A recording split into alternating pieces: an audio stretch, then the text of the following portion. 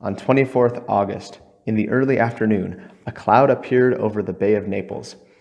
The general appearance of the cloud rising from the mountain can best be expressed as being like an umbrella pine, for it rose to a great height on a kind of trunk and then split off into branches. In places it looked white, elsewhere blotched and dirty, according to the amount of soil and ashes it carried with it. Later, ashes were falling, hotter and thicker as ships drew near, followed by bits of pumice and blackened stones, charred and cracked by the flames. Then suddenly the ships were in shallow water, and the shore was blocked by the debris from the mountain.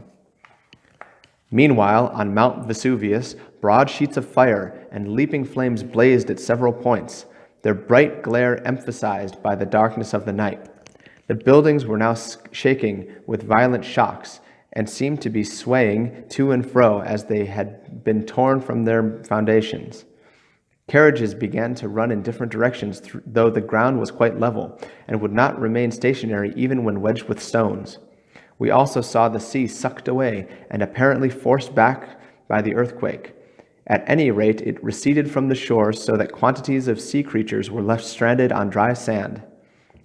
On the landward side, a fearful black cloud was rent by forked and quivering bursts of flame, and parted to reveal great tongues of fire, like flashes of lightning, magnified in size. Soon afterward, the cloud sank down to earth and covered the sea, spreading over the earth like a flood, as if the universe had been plunged into eternal darkness forevermore. At last, the darkness thinned and dispersed like smoke or cloud. Then there was daylight, but yellowish as it is during an eclipse. Everything was changed, buried deep in ashes like snowdrifts.